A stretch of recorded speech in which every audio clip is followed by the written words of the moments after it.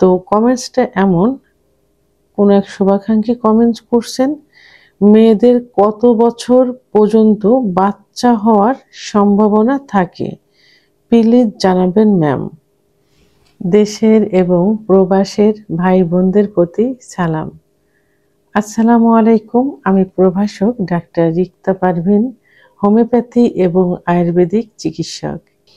আজকে খুব গুরুত্বপূর্ণ একটি কমেন্টসের অ্যান্সার করব, যে কমেন্টসের বিষয়ে অনেকের মনে সংশয় থেকে থাকে, অনেক সংসার ভেঙে যাচ্ছে এর কারণে। আসলে এই বিষয়টা কিন্তু এতটাই গুরুত্বপূর্ণ যে যদি জানা থাকে, অনেক সংসার কিন্তু অ্যাডজাস্ট অবস্থায় থাকে। দেখা যায় বিয়ের প্রথমে অনেকের বাচ্চা খুব সহজেই কনসেপ্ট করে না, আবার অনেকে নিজেদের একটু রিল্যাক্সেবল জীবনযাপন করার জন্য অথবা একটু প্রতিষ্ঠিত হওয়ার জন্য প্রথম বাচ্চা নিতে চায় না, কিছু পদ্ধতি অবলম্বন করে। এই অবলম্বন করার কারণে যে একটা গ্যাপ, এই গ্যাপের কারণে পরবর্তীতে যখন বাচ্চা নিতে চায় তখন আর বাচ্চা কনসেপ্ট করে না অনেকের। তা কিছুদিন অপেক্ষা করার পরেই তখন তারা ডিসিশন নিতে চায়, বিশেষ করে স্বামীর পক্ষ থেকে যেটা হয়ে থাকে যে বয়স হয়ে গেছে, ওয়াইফের হয়তো বাচ্চা আর হবে না, তখন তারা আবার দ্বিতীয় বিয়ে করতে চায়। ফ্যামিলির চাপে হোক, নিজের জন্য হোক, আবার স্ত্রীরাও অনেকে স্বামীকে করাতে চায় নিজে একটু সুখে স্বামীর কাছে আশ্রয় হিসাবে থাকার জন্য। অনেক বাংলাদেশের মেয়েরা এভাবে অবহেলিত হয়ে শুধু স্বামীর কাছে একটু থাকার জন্য এটা করে থাকে। আবার অনেকের প্রথমে বাচ্চা কনসেপ্ট করে, যে কোনো কারণে বাচ্চা অ্যাবর্শন হয়ে যাক আর নিজেরা বাচ্চা মানে অ্যাবর্শন করুক, ডিএনসি করুক, পরবর্তীতে আর বাচ্চা হতে চায় না। কিছুদিন দেখার পরে স্বামীকে বিয়ে দেয় অথবা ফ্যামিলি থেকে বিয়ে দেয়, এভাবে এটাই হয়। কিন্তু না, আসলে কনসেপ্ট কিন্তু মেনোপজের পূর্ব পর্যন্তই কিন্তু কনসেপ্ট করা সম্ভব একটা মেয়ের, যদি তাদের পুরুষের অর্থাৎ তার স্বামীর সুস্থ শুক্রাণু থাকে এবং তার সুস্থ ডিম্বাণু থাকে, তাহলেই কিন্তু কনসেপ্ট করা সম্ভব। তবে সেক্ষেত্রে যেমন বিয়ের প্রথমে যেমন মাসিক শুরু হওয়ার প্রথমে 12 বা অনেকের কিন্তু দেখা যায় যে 11-12 বছর বয়সেও কিন্তু পিরিয়ড হয়। তো সেক্ষেত্রে 12-13 বছর বয়সে যখন প্রথম পিরিয়ড হয় তখন কিন্তু কনসেপ্ট করতে সমস্যা হয়, কারণ ডিম্বাণুগুলো তখন ওইভাবে সক্রিয় হয় না। তবে আবার কিন্তু দেখা যায় অল্প বয়সের বাচ্চাদেরই কিন্তু কনসেপ্ট করছে।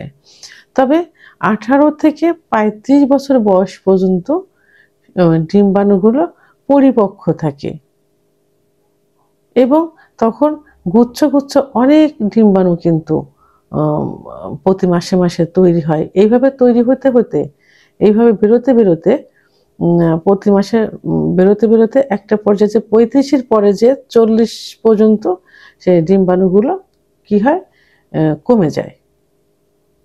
তখন অনেকের আশা থাকে যে হয়তো আর বাচ্চা হবে না, কিন্তু না, এর পরেও কিন্তু বাচ্চা হয়।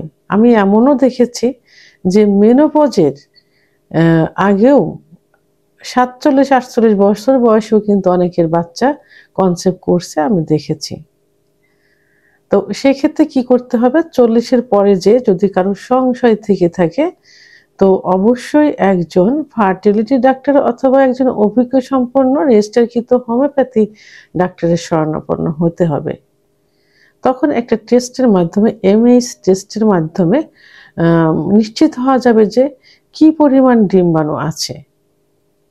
যদি ডিম্বাণুর সংখ্যা কম থাকে তাহলে কি ন্যাচারালভাবে, স্বাভাবিকভাবে ওজন কন্ট্রোলের মাধ্যমে, সঠিক খাদ্য অভ্যাসের মাধ্যমে, পর্যাপ্ত ঘুমের মাধ্যমে বাচ্চা তারা নিতে পারে, কিন্তু স্বাভাবিকভাবে ন্যাচারালভাবে বাচ্চা নিতে পারে বা বাচ্চা কনসিভ হতে পারে। তো সেক্ষেত্রে এবং সেটাও যদি না হয় তখন ডাক্তার কিছু চিকিৎসা দিবেন। চিকিৎসা দিলেও, কারণ অনেকে যে ওজন যেটা বললাম, অনেকে যদি চর্বি থাকে, অনেক স্বাস্থ্য ভালো থাকে, মেদ বেশি থাকে, লয়ার অবডোমেনের চর্বি বেশি থাকে, তো তখন কিন্তু বাচ্চা কনসেপ্ট করতে সমস্যা হয়। তো এসব কিছু ডাক্তারের তত্ত্বাবধানে থেকে স্বাভাবিক চিকিৎসার মাধ্যমে কিন্তু এই ৪৫ বছর পর্যন্ত কিন্তু বাচ্চা কনসেপ্ট করানো সম্ভব স্বাভাবিক নিয়মে, ন্যাচারাল ভাবে। তবে আমি কিন্তু আবারও বলছি, আমি এমনও দেখেছি মেনোপজের পূর্ব পর্যন্ত ৪৭-৪৮ বছর বয়সেও কিন্তু অনেকে বাচ্চা কনসেপ্ট করছে। তা সর্বশেষ যে যদি বাচ্চা কনসেপ্ট না করে তখন আইওআই এর মাধ্যমে, আইভিএফ এর মাধ্যমে কিন্তু সন্তান ধারণ করাতে সক্ষম, যেটা ডাক্তাররা এখন করছেন। তো সেক্ষেত্রে ৪৫ বছর পর্যন্ত আগে একটা ছিল, এখন কিন্তু অনেক জায়গায় দেখা যাচ্ছে ৫০ বছর বয়স পর্যন্তও কিন্তু আইওআই এবং আইভিএফ এর মাধ্যমে সন্তান ধারণ করাতে সক্ষম হচ্ছেন। ভিডিওটি সম্পর্কে যদি কোনো মতামত থেকে থাকে অবশ্যই কমেন্টসের মাধ্যমে জানাবেন। আর ভিডিওটি ভালো লাগলে লাইক, কমেন্ট, সাবস্ক্রাইব করে আমার সঙ্গে থাকুন। আল্লাহ হাফেজ।